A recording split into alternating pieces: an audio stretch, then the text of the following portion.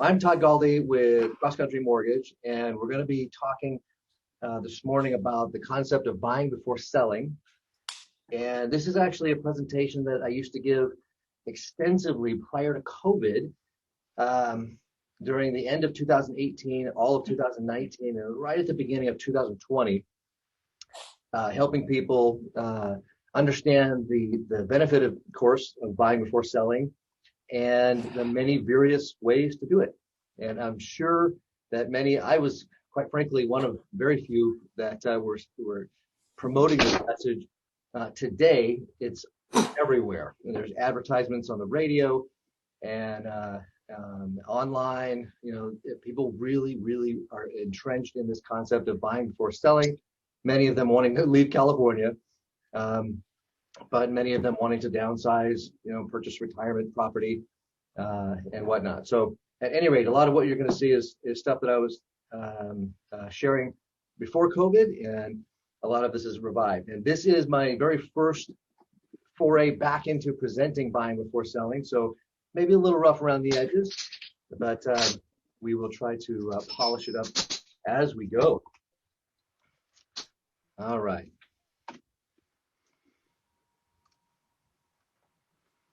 So I had a big giant photo of a beer with the foam kind of dripping over the edge, but I didn't want to be embarrass myself by drooling all over my.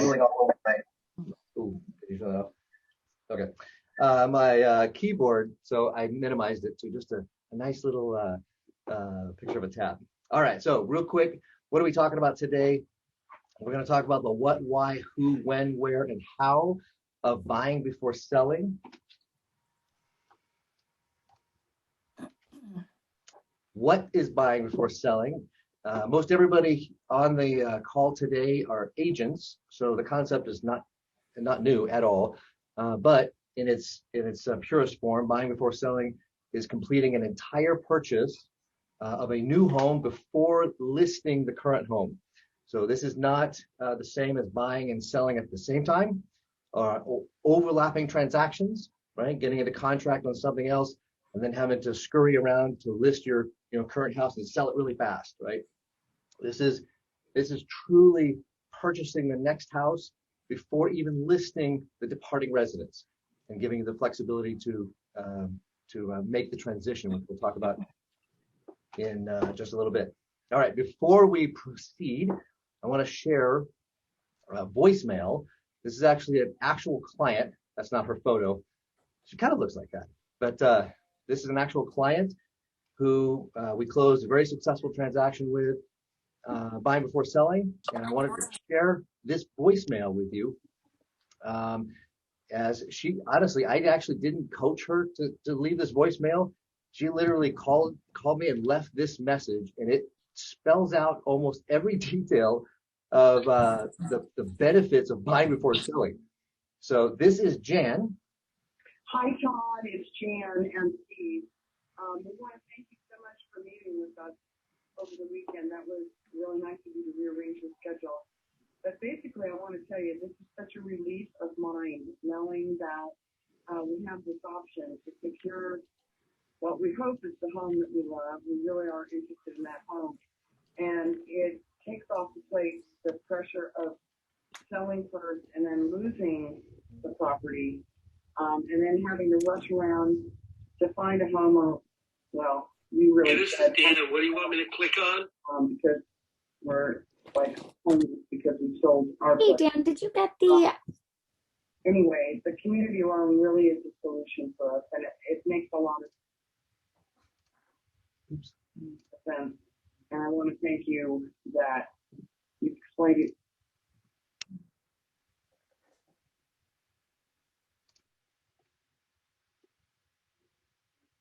In full to us, because it really relieves a lot of the pressure.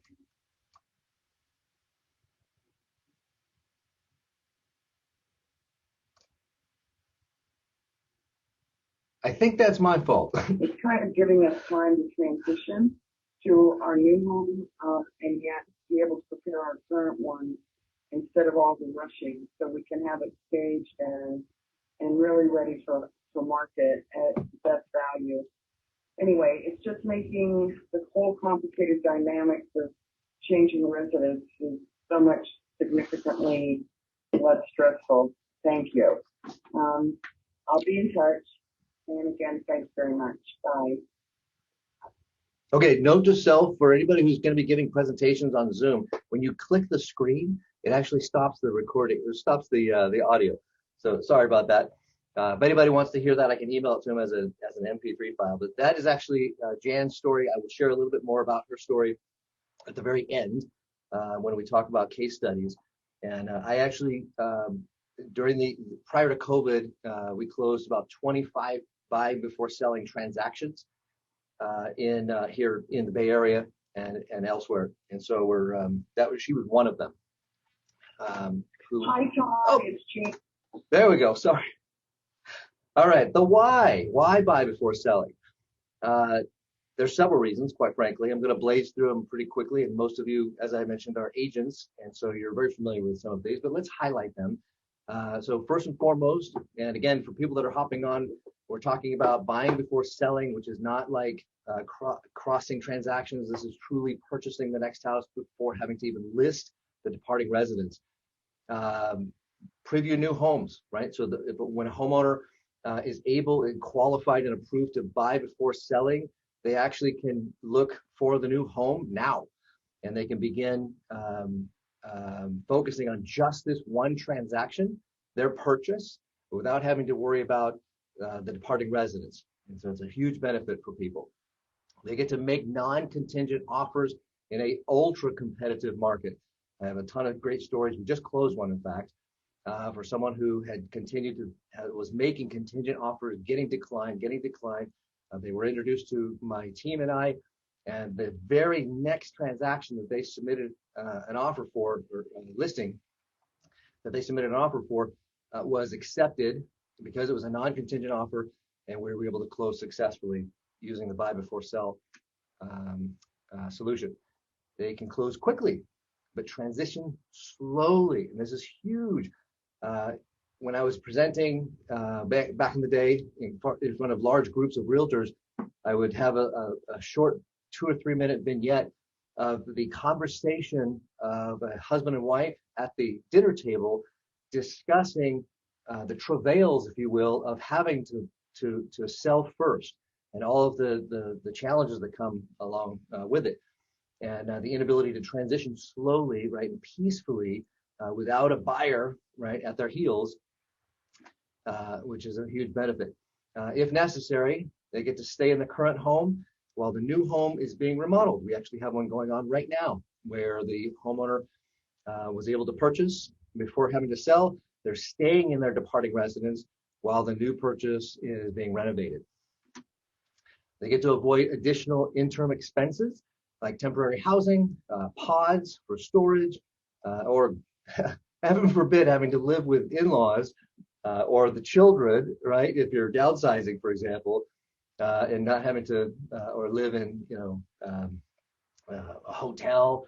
I was actually with a friend last night at their new home here in Blackhawk, having drinks, and they didn't meet me until just recently, so they didn't know they could do this. But they were actually in a hotel for 5 months looking for the house. They sold first, and then they had to wait. And so the wife was very elated to be moving into the new home after 5 months of living in a hotel up in Walnut Creek. And this is the exciting part, because this is not about me. This is not about cross-country mortgage. This is truly about agents and being able to serve their clients with the best possible solutions. When you are able to present this solution to home buyers and homeowners, you get to share the message that after they move right out of their departing residence, you get to stage it, you get to clean it up, polish it up, right? Grandpa Joe's underwear is no longer hanging on the banister, and it is ready for listing at the highest possible resale value. And NAR statistics state that when the home is vacant and fully staged, the resale price is 3 to 7% more than it would have been if it wasn't staged. And I think we could all agree that here in Northern California, that 3 to 7% is probably an understatement, because if you list your home right now with you in it, you're probably looking at 5 to 10 offers maybe. But if it's vacant, fully staged with new furniture, new flooring, and all just totally tricked out, you're probably going to get double that in terms of offers. And then those offers are going to leapfrog each other, and you're going to get considerably more than 3 to 7%. All right, that's the why. Who? There's several categories. There's a lot of people who define and fit into this question of who is buying. Number one, move down.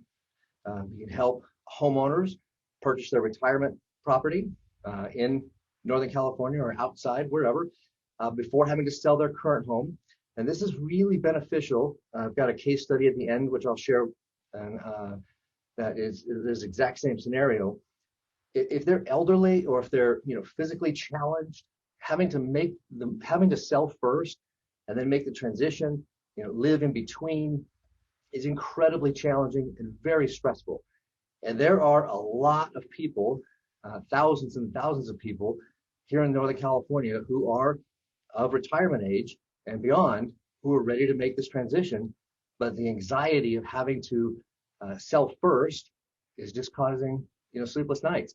And so this is a great solution for those people with tons of equity who would like to make that transition, especially in light of Prop 19 having been approved and rolled out in March, where these homeowners, if you're over the age of 55, you get to move your tax basis with you as long as it's in California.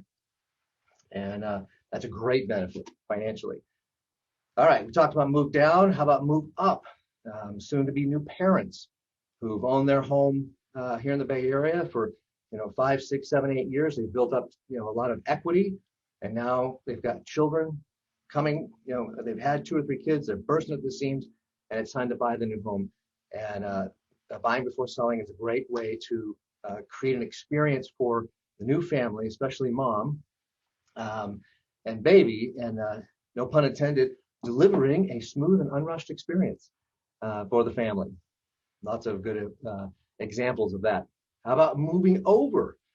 People that have been in California for many, many years. We hear all the talk about people exiting the state. Well, we can help them move over to another state or another city in California, making the move right to the new home without having to sell first. And then there's move out. What does that mean? Well, using this unique financing, which we'll talk about at the very end, we're actually able to help divorcing couples, either the departing divorcee, purchase their next home without having to qualify using income or employment, or the parent who is staying in the home, but maybe the spousal support and the child support would not become usable from current guideline requirements. We can actually help them stay in the home by refinancing the home. It's not buying before selling necessarily, but it enables them to do that. And that enables the departing spouse to purchase without having this loan on their books, so to speak. And so they get to qualify. So divorce attorneys is an incredibly huge target market for agents to be able to offer this as a solution. When? Now. There's no better time, right, than right now. Obviously, equity. People have the equity of the homes have appreciated enormously. Is that going to soften? Sure. I personally don't believe it's going to dip and drop considerably, but I think it's going to soften. And so I think over the next 6, 12, 18 months, now is the time to be promoting this, buy before selling opportunity for people. All right, and then the next question is where. Okay, I'm not going to spend a lot of time on when, because now's the time, right? Where is buying before selling?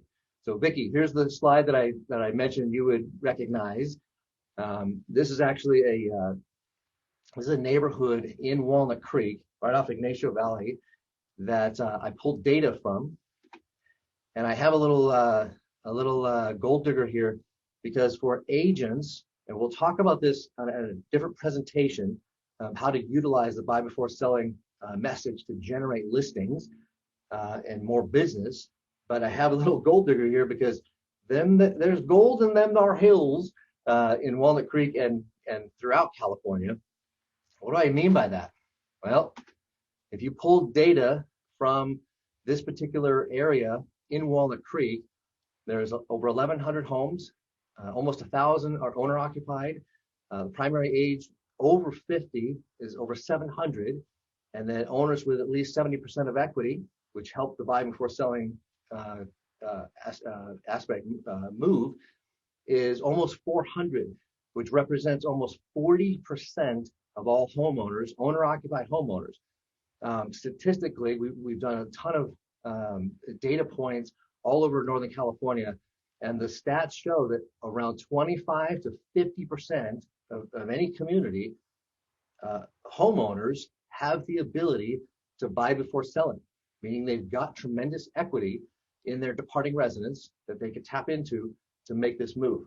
Okay, last but not least, I told you this was going to be a quick presentation because I know we all need to move on, but this is actually the most important aspect of this. How is this done? And the important thing that I need to create some more slides, kind of a comparison. Almost every real estate agency right now is partnering with lenders and hard money or otherwise that are trying to help people leverage this buying before selling message. There's several companies, Reali, Zoom Casa, HomeLight, Homeward, Knock. There's probably a dozen others that are using different aspects of financing to help people buy before selling. In almost every case, though, you have to qualify for the opportunity to be approved. You have to have income, you have to have employment, and you've got to qualify for the financing, whether it's a bridge, whether it's cross-collateralization. However, some of these actually purchase your departing residence from you for 75% of its value, and they take that cash over to the purchase. You have to qualify for all of that financing. This buy before selling solution, as far as I know, is the only one that doesn't require no income or employment. I call it the 9 loan. I think I could trademark that, right? We're going to try. No income, no employment. And it's the only loan of its kind. I'm not going to get into the how in terms of how we're able to do this, but there's a license called the CDFI license that is years and years old. Once you are approved with that license, you have the ability to deliver mortgages that don't require income or employment for owner-occupied homeowners. There's 3 qualifiers for the 9 loan. One is strong equity. You've got to have 25% down, or at least 25% equity. You've got to have good credit, and you've got to have some reserves, some money on the sideline after closing. When I was presenting before COVID, there's always a group of people that shout out, here we go again, right? Thinking that, the no income, no employment loan is kind of going back to 2005, 2006, 2007, when we were giving loans away to people for just breathing on a mirror, right? But if you remember, I asked people what 3 things were required or weren't required back then to get a loan. These 3, right? So you could actually get $1 million loan, 100% financing with horrible credit and no money in the bank. And we saw the result. When we were giving these loans to people, it ultimately led to a multi-trillion dollar financial collapse worldwide. Well, this loan is not that. You've got to have these 3 qualifying components in order to obtain the financing. And so this is supremely good, clean, makes sense underwriting for owner-occupied financing. Okay, now I'm going to tell a couple case studies, and then we're going to wrap this up for using the 9 loan to help people buy before selling. So I'm going to share really quick 4 stories. Like I said, I've closed 25 to 30 prior to COVID, and we've closed a couple since the product rolled back out in April. Jan is a homeowner who was in San Mateo and had a home that was free and clear except for a $400,000 equity line, which was unused. It was years old, and she had simply not used it. She was retired, living on Social Security and some pension-related income, certainly not enough to qualify for a mortgage in Danville, where she was wanting to move to. She was introduced to me by an agent out of Walnut Creek. We had a conversation, and Jan is actually the audio recording from the very beginning. And we were able to take the equity line, the $400,000 from her departing residence, use that as the 25% down on her purchase in Danville, and close in Danville with no income and no employment. She took her time. Her and Steve took a month and a half to move all of her stuff to Danville, and then she was able to list her departing residence in San Mateo, completely vacant, fully staged, and of course it sold for way over asking as a result. Shannon is a buyer that we just closed probably about a month ago, who had a condo in Walnut Creek, free and clear. She had gone through a divorce.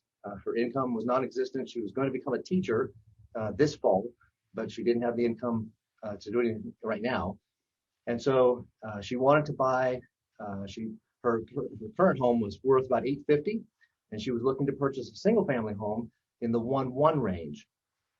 And making the transition, she actually did not have the 25% down for the purchase. So what we did is we utilized what's called cross-collateralization, where we put a $500,000 lien against her departing residence, and then a $600,000 lien on her purchase, and it effectively became a cash transaction, and able to close in about 14 days. And then she was able to make the move to her new home, and then of course sell her departing residence, which I think closes escrow in the next week or two. Lynn and Ruth are an elderly couple, wonderful couple who I just met about 2 weeks ago, who were looking to purchase, sell their home in San Jose and move to Alamo, what's it called? Alamo Ridge, I think. No, Stone Creek. I'm sorry, Stone Creek Ridge or something like that. Stone Ridge. Thank you. Yes. And yeah, Laura, you're familiar, I think, with this, and Lynn. And they were able to get cash out of their home in San Jose, paid cash for the property in Pleasanton, and they're able to make this transition peacefully on their timeline. And then their incredible agents down in the South Bay get to polish up this house. Oops, sorry about that.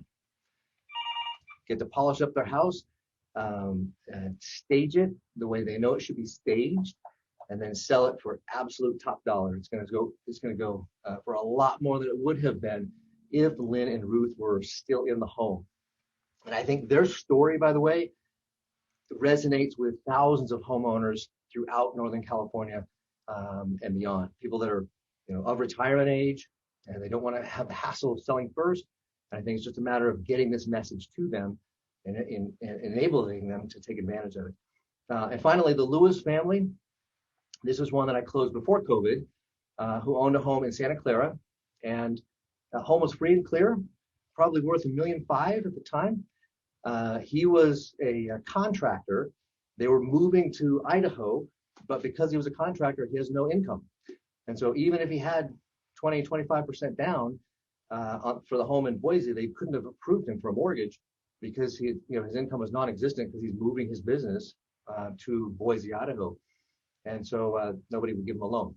And so we were able to take cash from Santa Clara, similar to what we did with Lynn and Ruth, and they paid cash for their property in Boise.